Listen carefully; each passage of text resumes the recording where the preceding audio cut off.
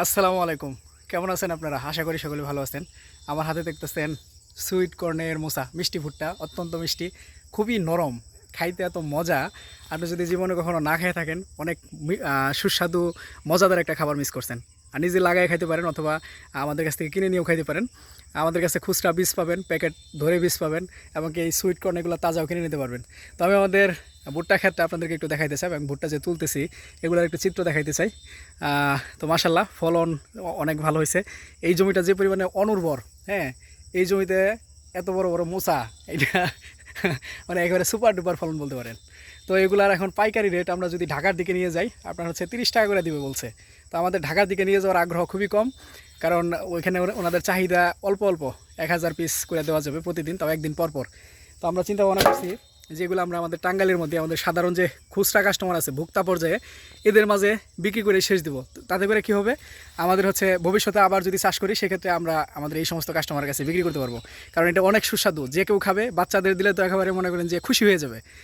কাঁচা খাওয়া যায় সরাসরি, সেদ্ধ করে, তারপর হচ্ছে রোস্ট করে বিভিন্নভাবে খাওয়া যায়, মিওনিস, মাখন, চাট মশলা, তারপর হচ্ছে লেবুর রস, এইসব দিয়ে, দই দিয়ে। হ্যাঁ, তো আমি জমির মোচাগুলো দেখাই কী অবস্থা। সামনে যেগুলো দেখতেছেন এগুলো হচ্ছে সুপার গোল্ড, এই যে টিয়া পাখির মতো, মাথাটা হচ্ছে একটু সরানো। হ্যাঁ, এই যে দেখেন এটা দানা এখনও পুষ্ট হয়েছে নিচের দিকে, তো এটা তোলা যাবে আর কি। আর এই যে এদিকে আছে দেখেন বড় বড় মোচা, গাছ এখনও তাজা। এই যে আজকে কিন্তু আমি হারভেস্ট করতেছি, যেমন এই গাছ থেকে একটা তোলা হয়েছে, হারভেস্ট করতেছি। দেখেন এই গাছ দিয়ে এখন আমরা সাইলেজ বানাইতে পারবো, তাই না? সাইলেজ বানাইতে পারবো, গরুকে খাওয়াইতে পারবো। তো 1 বিঘা জমি থেকে যে টাকার সাইলেজ বিক্রি হয় সেই হিসাবে 1 বিঘা জমিতে ভুট্টা চাষ করলে আমাদের যে টাকা খরচ হবে, আপনার মোটামুটি সেই টাকা উঠা যাবে। হ্যাঁ, ওই আপনার সাইলেজ বিক্রি করে। তো এখানে কিছু গাছ ঝড়ে দিছিল ফালাইয়া, ওই উপরে ভুট্টা বস্তায় ভরা হইতেছে। আমাদের বেশ কিছু অর্ডার আছে।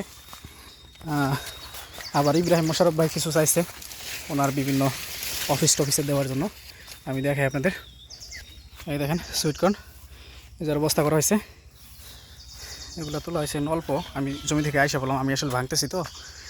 এই দেখেন মাশাআল্লাহ, সাইজ দেখেই মন ভরে যায়। এই যে এগুলো ভরা হয়েছে, এগুলোর মধ্যে আছে, এখানে আছে, আরও তুলতেছি। এটা আশা করতেছি যে আগামী 1 সপ্তাহের মধ্যে বেচা বিক্রি শেষ হয়ে যাবে। এটা একটা ট্রায়াল প্রজেক্ট, ছোটো, খুব বেশি বড় না। এটা আমি করলাম মানে আপনারা একেবারে সঠিক অরিজিনাল অথেন্টিক তথ্য পাবেন, যে এটা চাষ করে আসলে লাভ হবে কিনা, বা কীভাবে চাষ করা যায়, বেচা বিক্রি কোথায় করতে হয়, কীভাবে করতে হয়। আমরা সাধারণত স্থানীয়ভাবে বিক্রি করার সিদ্ধান্ত নিছি। যদি আমাদের কিছু লসও হয় তাও আমরা স্থানীয়ভাবে বিক্রি করব। লস হলেও স্থানীয়ভাবে বিক্রি করবো এই জন্য যে যাতে ভবিষ্যতে চাষ করলে তখন আর আমাদের বেচা বিক্রি নিয়ে চিন্তা না করতে হয়। আমাদের যারা কাছের মানুষজন বা আমাদের জেলা উপজেলার মানুষজন আছে তারাই যাতে সবগুলা কিনে নিয়ে যায়। ভালো থাকবেন সবাই, কাজ করতেছি, অবস্থা কাহিল। হ্যাঁ, আসসালামু আলাইকুম, আল্লাহ হাফেজ।